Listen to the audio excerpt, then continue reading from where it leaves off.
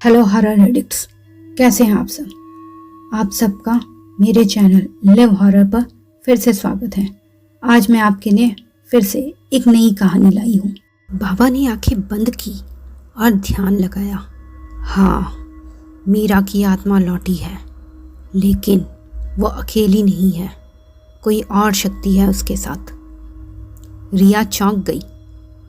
तो वो मीरा की आत्मा नहीं है? बाबा ने कहा, नहीं, वो मीरा ही है, लेकिन वो श्राप से प्रभावित है। तुम्हारी हवेली में एक पुराना श्राप है। सदियों पहले भी दो जुड़वा बहनें रहती थी। एक ने आत्महत्या की और दूसरी की मौत हुई थी। पर मुझे लगता है कि उसकी मौत में भी उसकी बहन की आत्मा का ही हाथ था। अब उनकी आत्माएं भटकती रहती हैं। मीरा अभी उनके कंट्रोल में है। वो तुम्हारी आत्मा लेना चाहती है ताकि दोनों साथ रहे, मौत में भी। ये सब सुनकर रिया के प्राण ही सूख गए। उसके गले से आवाज़ भी नहीं निकल रही थी। पर तुम फिक्र नहीं करो, मैं पूरी कोशिश करूँगा कि तुमको और मीरा को भी उस श्राप से मुक्ति मिल जाए। बाबा ने रिया को ढांढस बंधाया। अगली रात को बाबा हवेली में पूजा करने आए। चांदनी रात थी। बाबा ने अग्नि जलाई, मंत्र पढ़े। रिया कोने में खड़ी डर से कांप रही थी और सिर घुमाकर हर तरफ देख रही थी। तभी हवा तेज हुई। दरवाजे अपने आप खुल बंद होने लगे। चीज़ें उड़ने लगी। किताबें, कुर्सियाँ सब हवा में तैर रहे थे। रिया, आओ, मेरे पास आओ, मीरा की आवाज़ गूंजी। रिया ने देखा, बाहें फैलाए हुए मीरा का भूत प्रकट हुआ। रिया दहल गई जब उसने देखा कि मीरा के पीछे एक और साया खड़ा था, एक बूढ़ी औरत का साया। ये कौन है? रिया चीख पड़ी। बाबा ने कहा, यह तुम्हारी पूर्वज दादी की आत्मा है और वही श्राप की जड़ है। उन्होंने ही आत्महत्या कर ली थी और तब से उनकी आत्मा भटक रही है। बाबा ने पूजा जारी रखी। तुम मेरी बहन हो ना रिया, मेरे साथ चलो, मीरा ने बहुत रुआसे वाली आवाज़ में कहा। नहीं मीरा, मैं जीना चाहती हूँ, तू शांत हो जा। अब मीरा की आंखें लाल हो गई और वो रिया पर हमला करने लगी। रिया के बाल खींचे, नाखूनों से उसे नोच डाला। बाबा ने एक विशेष मंत्र पढ़ा और अग्नि में एक काला धुआं उठा। मीरा की आत्मा चीखी और दादी माँ की छाया भी। अचानक एक बड़ा धमाका हुआ, जैसे बिजली गिरी हो। फिर सब शांत हो गया। बाबा को लगा कि दोनों आत्माएं चली गई हैं और रिया ने भी चैन की सांस ली। लेकिन उन्हें नहीं पता था कि ये सिर्फ धोखा था। कहानी यहाँ ख़त्म नहीं हुई थी। सुबह रिया उठी तो सब सामान्य लग रहा था। उसने सोचा एक दिन रेस्ट करके फिर ऑफिस जाएगी, लेकिन शाम को फिर से आवाज़ें आई। रिया, रिया। इस बार मीरा की नहीं थी वो आवाज़, दादी माँ की थी। श्राप टूटा नहीं था।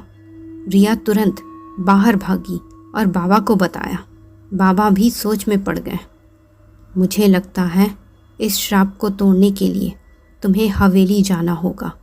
वहाँ तुम्हारी दादी से संबंधित कोई चीज़ तो होगी जिससे उनका इस लोक से कनेक्शन बना हुआ है। तुम्हें उसे ढूंढकर नष्ट करना होगा। रिया को डर तो लग रहा था, पर वो तैयार हो गई, क्योंकि अब उसे न केवल खुद को बल्कि मीरा की आत्मा को भी उस श्राप से बचाना था। रिया रात को अकेली हवेली में गई। हवेली सुनसान थी, चांद की रोशनी में और ज़्यादा डरावनी लग रही थी।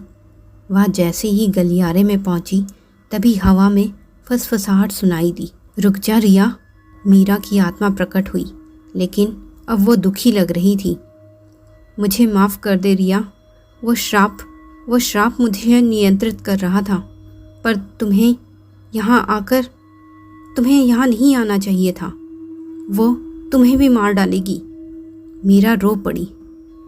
मीरा, मैं तुझे और हमारे इस खानदान को इस श्राप से मुक्त कराऊंगी।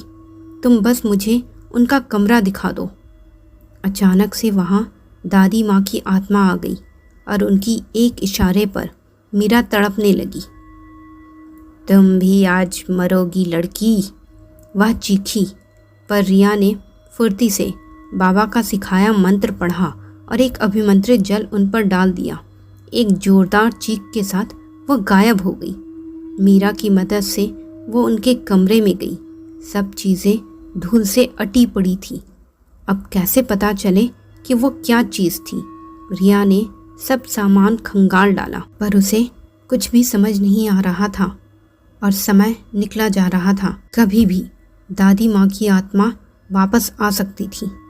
रिया ने थककर जैसे ही ड्रेसिंग टेबल पर टेक लगाई तो उस पर रखा हैंड मिरर अनबैलेंस होकर गिरने ही वाला था कि रिया ने उसे ऐन वक्त पर थाम लिया और उसको बचाते हुए एक पल के भी 100वें हिस्से में दादी की झलक उसमें दिखकर गायब हो गई।